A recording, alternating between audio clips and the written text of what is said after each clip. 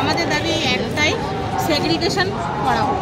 আমাদের নামে কোনো রকম কোনো জায়গায় কোনো দুর্নীতিতে আমাদের নাম নেই। যেমন 9-10-এ 8.5% দুর্নীতি হয়েছে, 11-12-এ 14.47 দুর্নীতি হয়েছে।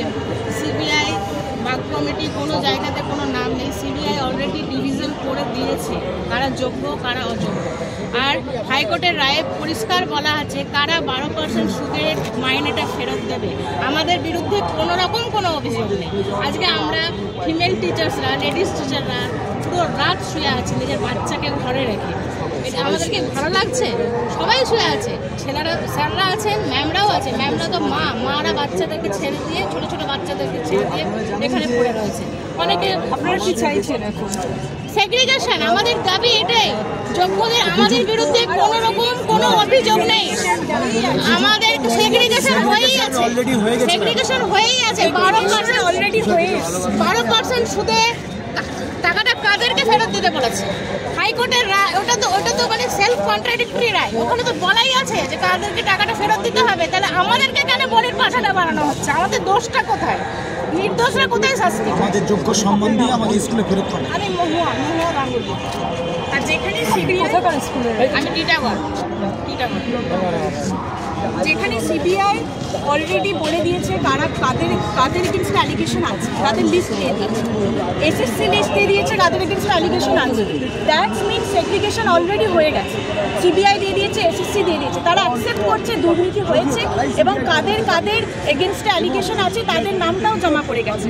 এবং এত যে 17 দফা দেখিয়ে হাইকোর্ট থেকে প্যানেল ক্যান্সেল করা হলো, তার একটাতেও কিন্তু আমরা এই 12,000-13,000 জন করছি না, 15,000 জন। আমরা we are all untainted candidates. ঠিক আছে, এটা বারবার সিবিআইও বলছে যে আমাদের এগেনস্টে কোনো অভিযোগ নেই, এসএসসি বলছে। তাহলে এখন যদি অথেন্টিকেশন নিয়ে কোয়েশ্চেন মার্ক আসে, তাহলে সেক্ষেত্রে আমাদের দাবি ফরেন্সিক টেস্টে পাঠানো হোক। আমাদের যে ওএমআর সফট কপিগুলো জমা পড়েছে সেগুলো ফরেন্সিক টেস্টে পাঠানো হোক। এখনও যদি অথেন্টিকেশন নিয়ে কোয়েশ্চেন মার্ক থাকে, আর কি প্রমাণ আমাদের চাই? আমাদের তো যথেষ্ট এতদিন রিটার্ন মার্ক, তারপরে আমাদের যে ফাইবার মার্কস, এতদিন কিছু কোনো এসএসসিতে হয়নি। আমাদের যেভাবে লিস্ট পাবলিশ করা হয়েছে, প্রত্যেকটা ডিফারেন্ট মার্কস দেওয়া হয়েছে। সেখানে আমরা এতজন 13,000 জন মিলে বলছি যে এটা আমাদেরই ওএমআর। ওখানে আমাদের সিগনেচার রয়েছে, আমাদের যিনি ইনভিজিলেটর ছিলেন তার সিগনেচার রয়েছে ওএমআর, এবং আমাদের অ্যাডমিটেও সেম সিগনেচার আছে। আমরা বলছি ওটা আমাদেরই ওএমআর এবং আমাদের ওএমআর সাথে কোনো রকম কোনো জালিয়াতি করা। আপনারা কালকে মিছিল করেছিলেন এবং তারপর রানী রাসমণিকে প্রথমে বসেছেন এবং সেখান থেকে সরিয়ে আপনাদেরকে এই ওয়াই চেন্নাই নিয়ে আসা হয়েছে। এবং আজকে সেই পারমিশন নিতে আপনারা লালবাজারে গিয়েছিলেন। লালবাজার থেকে কি বলা হলো? লালবাজার থেকে কি বলা হয়েছে সেটা তারা এসেছে, আমরা জানতে পারিনি, এখনো জানতে পারবো।